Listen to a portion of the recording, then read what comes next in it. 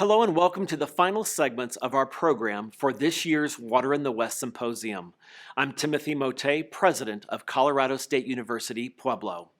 At CSU Pueblo, we are committed to maintaining a campus that is connected to the geographic region while ensuring balance through community engagement, economic resiliency, and recognition and protection of natural resources. As a recent example, the university signed a power purchase agreement to bring solar power as the main source of electricity for the academic campus. This is a one-of-a-kind project, making CSU Pueblo the first university in the state of Colorado to reach net zero electric status, meaning we generate as much electricity as we use. This is an important step toward the campus utilizing renewable energy, decreasing its impact on the environment, and living sustainably. It also provides an opportunity to engage our students and community in the kinds of conversations about efficient use of resources you're all having as a part of this symposium. The timing of this symposium this year gives us an opportunity to explore the results of our recent elections, which have impacts for the highly local to the national level. We are so fortunate today to have former Secretary of Agriculture Tom Vilsack in conversation with David Axelrod, former strategist for President Obama and current political consultant and CNN commentator, discussing what we know about our recent elections. I will now hand it over to Secretary Vilsack for this unique conversation. Well, today I am incredibly honored and privileged to be with David Axelrod, a good friend and somebody who understands obviously a lot about the American political scene. And this is a little role reversal for the two of us. Normally he would be the one asking questions on the Axe Files and his podcast, and I would be the one maybe answering the questions. But today the roles are reversed, and so I get a chance to welcome David to the CSU Water in the West Symposium. And again, I really appreciate you taking the time, especially during a really, really busy time for you. Of course. And let me start off by just simply asking for you to give us your take on the election. I think everybody's interested in knowing your view and your viewpoint about the election, what it says about the country, whether you were surprised by any of the outcomes and what it means going forward. What we learned was what we sort of suspected before, but it came back in starker relief. We're a deeply divided country. President Trump ran up huge numbers in rural areas across this country and rural states. And Joe Biden ran up huge numbers in metropolitan areas, cities and suburbs. And that, plus his ability to reach into some smaller industrial towns, gave him a victory, but it also portends a challenging governing situation, because what we saw, where the expectation was that Democrats would take over the Senate, he would have a Senate of his own party to work with. That did not happen. Where the expectation was that the House would be more numerous than Democrats, that didn't happen. Republicans will pick up 10 or more seats in the House. And so the president-elect faces a really difficult governing situation coming in, and it will test his commitment to try and work across party lines and the commitment of the other party to work in good faith with him. The other point I would make is our country is changing in terms of its politics.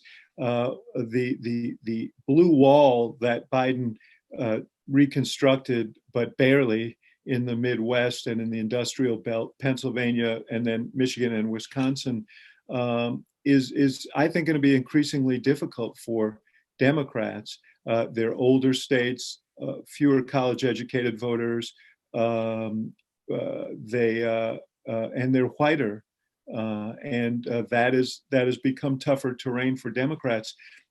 On the other hand, the Sun Belt is becoming more competitive. You're going to see. I think when all the votes are counted, Biden will have won Georgia, will have won Arizona. Those states hadn't been won by Democrats since the 90s. And I think that reflects changing demographics in those states and changing populations, the influx of college-educated, young college-educated whites to suburban areas, and a more energized and politically active minority community in these states. So American politics is changing. So it was an interesting, if you sit back and look at it clinically, it was an interesting election. If you have to govern, it was a challenging one. You know, I noticed the portrait of Abraham Lincoln over your shoulder there, David.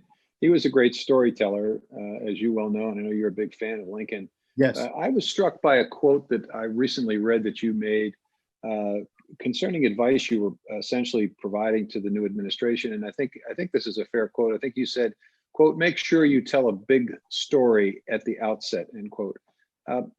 What did you mean, and why did you say that?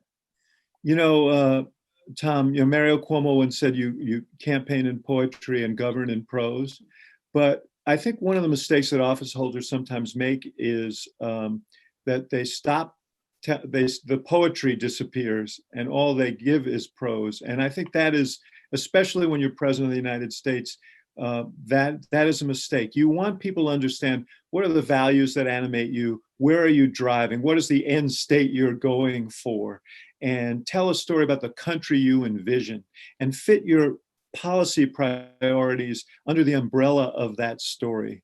Don't allow the forest, don't allow the trees to overwhelm the forest. We learned that lesson, I think, in the early part of the Obama administration. We were so frenetic about showing action, and we wanted to be out there every day announcing things and so on.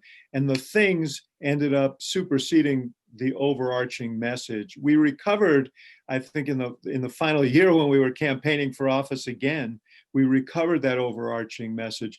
But I think it's important from the start to understand that that is an imperative, and the president is the major storyteller. So you don't want the president out there with prosaic details. There are other people who can deliver those, but you want the president telling a story about where we're going. And no doubt you watched Joe Biden's acceptance speech. Did that capture, in your view, the advice that you gave? Is it an indication that he gets that?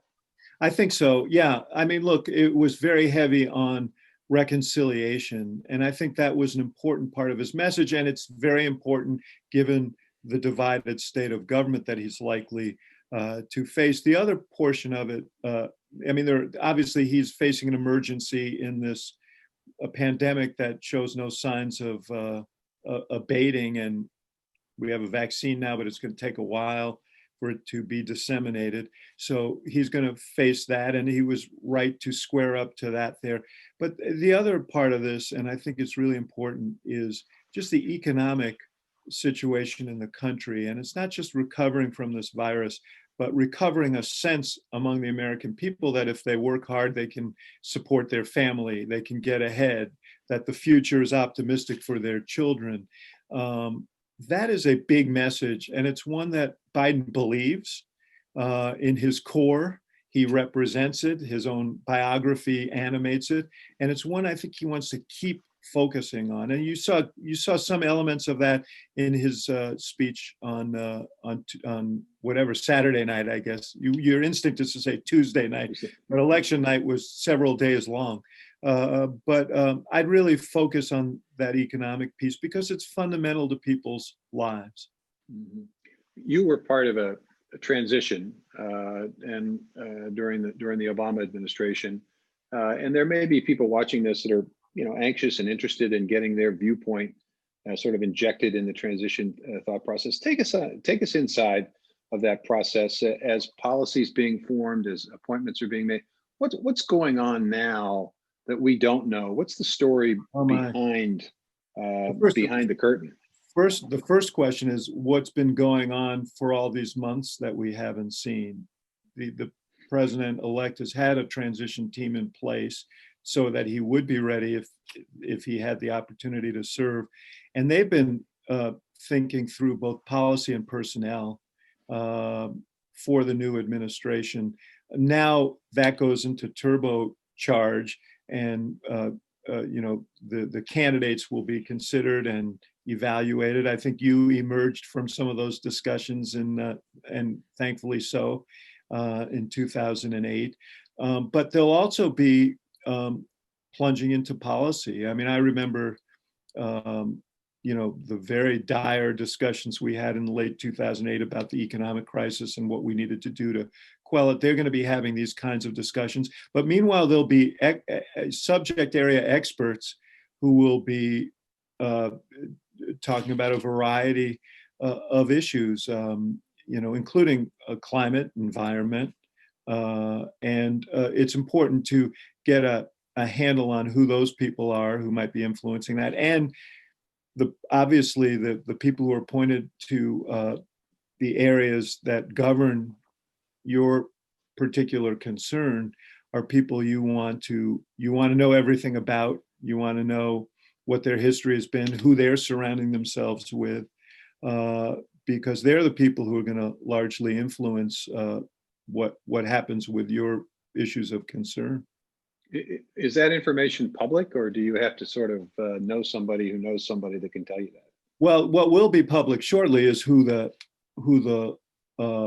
leaders are. It is a little bit opaque as to who all the players in the machinery are. I mean, we know Jeff Zients, who you know well, was head of the National Economic Council under President Obama, has been heading the transition, and Johannes Abraham has been assisting him, who was a White House aide during the Obama administration. And there are a series of people below and around them who are involved. But I think that very quickly names will surface who will be both White House aides who will have this portfolio, and cabinet officials who will have the portfolio on issues of interest to you. So I think you want to monitor that very closely and get a sense of who they are, who they're surrounded by, and what their sensibilities are. I've been giving advice to people who've been calling me about the possibility of them serving in some capacity in the administration. And my advice was, you don't necessarily want to be the first person that's mentioned. You just need to be the last person that's mentioned, because it's the last person who gets the offer of the job. Yeah, well, the thing is that it's a puzzle that you're putting together if you're in a transition, and you want all kinds of balance. You want regional balance. You want a demographic balance. The president has committed himself to a very diverse cabinet.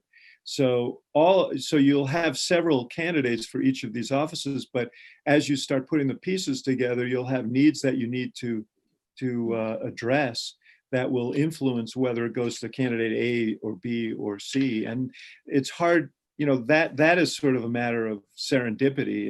If you're one of the people who are aspiring to one of these offices. Well, it seems to me, now I may be wrong about this, but it seems to me as if there is a sort of a pecking order when it comes to cabinet selections at the beginning of a transition or beginning of an administration. I mean, it seems as if there's an interest, obviously, in getting the state, defense, AG, Treasury, Yes. those keep positions filled, or at least identified. And then, of course, that, as you say, either restricts or expands opportunity for the rest of the important positions. Exactly. That would set the tone. Yeah. This is a symposium that's been focusing on issues relating to Colorado and to the western part of the United States. And one of the issues that is most of interest is the issue of water, natural resources. The fact is, Colorado has done a fairly extensive review of its future when it comes to water. And has determined that perhaps over the course of the next 10, 15 years, it could be confronted with a very interesting choice. Either it can allow cities like Denver and Fort Collins to grow and expand, or it can allow agriculture, which is part of its history and heritage, to continue, but it can't do both because there simply won't be enough water to do both unless certain steps are taken. So this symposium is really kind of focused on this issue of water in the West. And in the first couple of years, we really looked at the nature of the problem. We identified some of the innovative solutions that are currently in place. And this year, it's really about social movements and how you get the public engaged and involved. And so I'd be interested in your take on the value of story, the role of story in moving the public, and what advice that you would give in crafting that story. Yeah, first of all, let me say, you had a couple of propositions out there on the ballot in November relative to water districts that raised property taxes for water, and you were the sponsors of those initiatives. And this is about the depth of my knowledge, but I note that they put together unusual coalitions of farmers and environmentalists and chambers of commerce and so on. And in that sense, it's sort of a blueprint for building winning coalitions in the future. The danger for any issue of this sort is that, divide and conquer. That, even as you frame it, that cities see this as or rural areas see it as a zero-sum game. And so it seems to me part of the story you want to tell is the story of interconnectivity, of the fact that if the rural areas fail, there are implications for the cities. If the cities fail, there are implications for the rural areas. And one other thing I want to say at the top is this is all supposition on my part. These are broad concepts. In any campaign, in any situation like that, and I would highly recommend it to whatever coalition forms to try and push the issue of water forward. Research needs to be done because there's a lot of noise out there, and how you develop a message that is consistent and resonant and relevant to the decision making of people is really important. I worked for you years ago, and there were you're an interesting person. There are 100 things I could have said about you in our campaign, in our media campaign, and that you could have said about yourself. And the real issue was, what are the 2 or 3 things in a very noisy environment that set you apart from your opponents, that made you the answer to the question that we wanted people to ask? And that is true here as well. I think it's important, when we were talking about climate change in the administration, we would have loved to have made a full-throated case about what the implications of not acting were. Frankly, we see the implications now. But the public was not receptive to those arguments. They were receptive to arguments about the economic benefits of a transformation to a green economy. They were interested in health and safety issues that went to air pollution and water pollution. So we stressed those, and not perhaps the arguments that were foremost in our own minds about why it was important that we needed to move forward. So it's really, really important to understand what are the things that are going to motivate people to be supportive of the steps that you think need to be taken. And they may be, they may be economic, and you have to make an economic case that reaches the broadest number of people. And again, I think interconnectivity is probably really important to that. They may be quality of life issues. But I think you need to survey all the possible arguments for the steps that you think are necessary and test them and find out who reacts. Can you build a majority around some of these arguments? Are there arguments that you want to make that are not conflicting, but are sort of subset arguments that you would micro-target to various constituencies? But there should be an overarching argument that is broadly moving to people around these issues. And I think you want to do the rigorous research that will yield that. David, as you answered that question, I hate to come back to a topic that has been separating us for over 20 years, but I know where you're going. During my campaign for governor, we had done the research that David just talked about. We knew what would move people. What would move people would be talking about the education of their children, making sure that they had access to healthcare, things that really impacted and affected their day-to-day life. However, the candidate had a different idea. I thought it was more important to talk about a futuristic vision of a world in which the food was at the center of everything, and that we figured out a million different things to do with the food that we were producing in Iowa, producing enough fuel and energy and materials and fabrics and fibers. And I was enamored with this idea. It became part of who I am. And I kept talking about it. And finally, David decided to show me the research, which suggested that only 7% of informed Iowans understood what I was talking about, and 93% did not, and 93% wanted me to talk about all those other things. And however, having said that, there is a role to be played in any campaign and any storytelling for passion. And as you do the research, you're going to get a lot of data points. You're going to get a lot of interesting direction.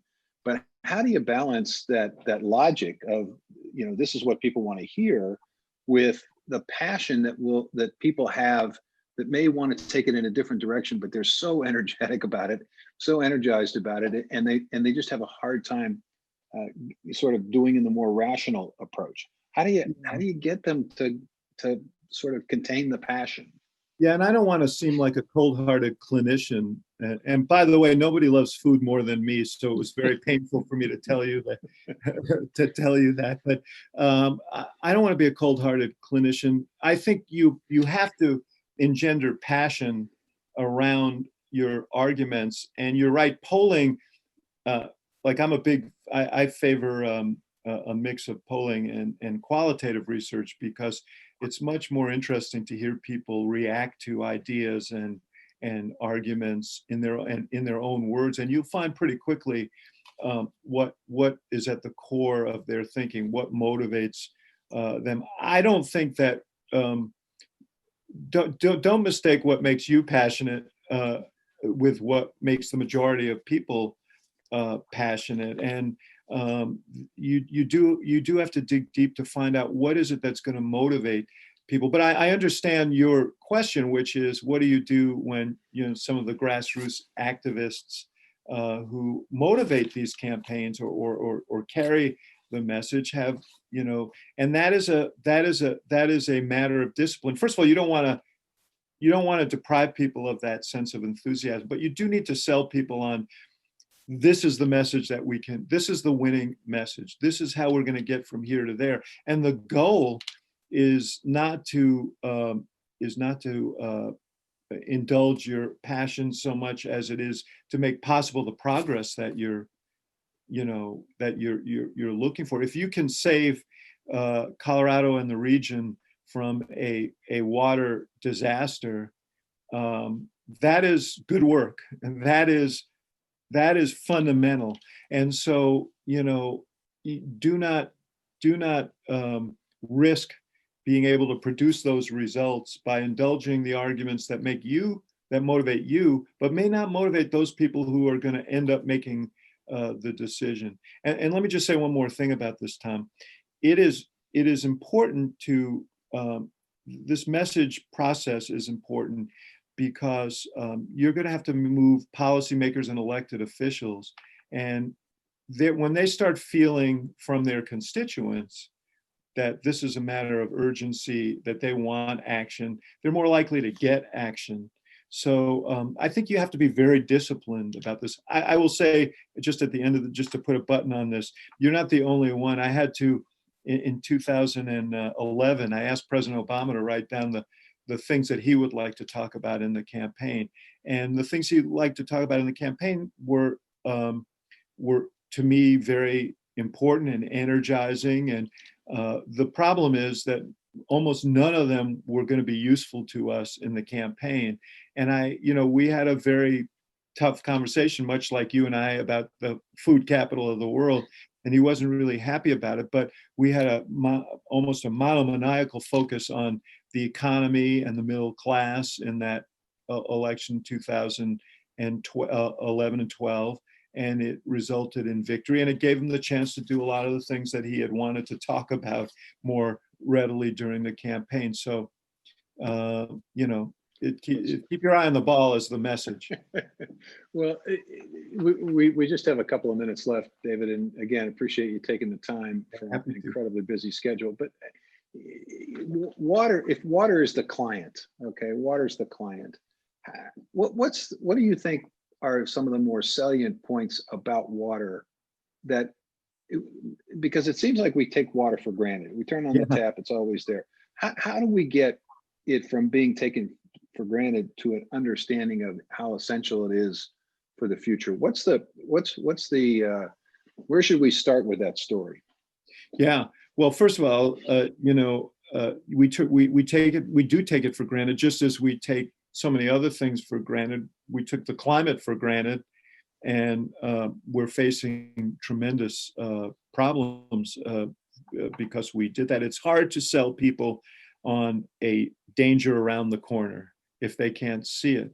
And so part of it is to, yes, I think you do have to try and persuade people that that water isn't always going to come out of the tap. That is not a given, and that has to be protected and preserved. But I think the larger thing is all the my guess. This is all guess. Again, I'm research oriented, but that there are all kinds of economic and quality of life ramifications if there are increasing water shortages in terms of commerce in the city and the ability to attract and maintain businesses there, in terms of agriculture and the availability of food and the cost of food.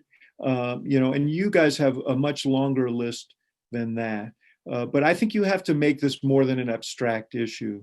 This is a fundamental issue about economic security and quality of life, and this is a hinge point in history. And you need to be able to convey that. There are nuances I don't know that you will test and you will find out, but this can't be an abstract issue for symposiums like this. This has to be an everyday quality of life issue for voters and citizens. And you need to develop a language that makes that clear, and a campaign that stresses that day in and day out. And it has to become part of the lexicon of office holders and people who address the public on issues. This has to be made accessible to people, and the cost has to be made accessible to people, so that if actions have to be taken, they have a real sense of why. As you gave that answer, David, it reminded me of an ad that you arranged for me during my reelect effort, where you had me say, I don't know if it was Harry Truman or somebody who said, any jackass can tear down a barn, but it takes a carpenter to build one. Right. So I think what you're telling us is that we need carpenters here to build the case. Yes. Well, they've got an able one in you to help guide them, Tom. So I'm hopeful. Well, David Axelrod, appreciate very much this conversation. I think it's been informative and instructive, and certainly encourage folks who have a chance to listen to David on his Axe Files podcast with some of the policymakers and newsmakers. You get an in-depth look, and not something superficial. It goes down deep. So I encourage you to listen to that. David, thank you very much for your time. Great to for be the with wisdom. you. Thank you.